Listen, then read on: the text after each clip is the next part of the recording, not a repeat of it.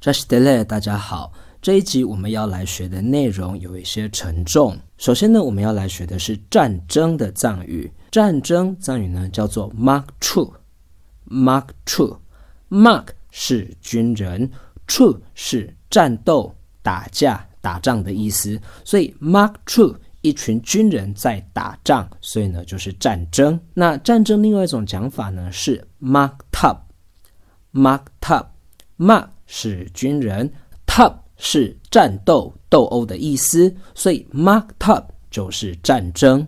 那一般口语我们常常讲 Mark Gap，Mark Gap，Mark 是军人 ，Gap 是做一件事情那个做。那它的时态呢，我们之前在做 Gap 的那一集已经有讲过了，我会把连结放在资讯栏。如果忘记的朋友们呢，可以再回去复习一下。Mark Gap 就是战争，所以我们可以说。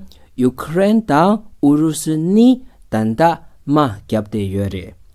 Ukraine'da Urus'ni tanda mahkabde yöre. 乌克兰和俄罗斯两国现正交战中。俄罗斯和乌克兰两国呢，现在正在打仗，正在战争中。那世界大战藏语呢叫做 Zamling Makchen。Zamling Makchen。Zamling 我们之前学过了，是世界，南瞻部洲指的是我们这个地球。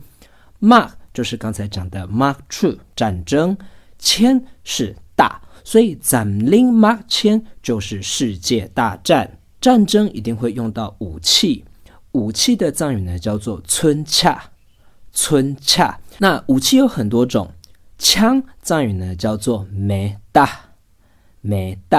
梅是火。达是我们射箭的那个箭，所以两个结合起来，梅大就是枪。那枪呢要装子弹，子弹的藏语呢叫做丢。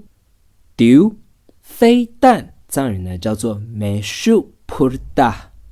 梅是火，树呢是力量，所以梅树就是火力。普是飞。达呢是箭，所以美术普达就是透过燃烧火力发射然后飞出去的箭，字面上是这样。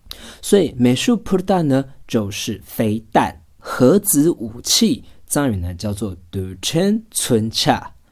杜是尘，尘是细微的，所以杜称字面上呢是微尘，细微的尘。村恰刚才讲过的是武器，所以杜称村恰就是核子武器。发动战争去侵略别人，侵占别人，侵略侵占藏语呢叫做占据。占是强行强力的意思，据是进入。占据就是强行进入别人的领土，侵略侵占别人领土的意思。占据侵占别人的领土，就会有很多人逃难流亡。流亡藏语呢叫做占据。占刚才讲过了，是强力强行的意思，绝是躲避。所以呢，别人强力的侵占侵略，然后呢为了要躲避而流亡到其他的国家，就叫做占据。所以流亡到其他国家寻求避难的难民就可以叫做占据哇。避难庇护藏语呢叫做夹据。所以申请避难申请庇护藏语呢就叫做夹据书。我们之前有学过的是提出一个请求申请的意思，所以夹据书就是申請避難申請庇護，所以申請避難申請庇護的難民就叫做夹据哇。好，我们再来复习一次。Mark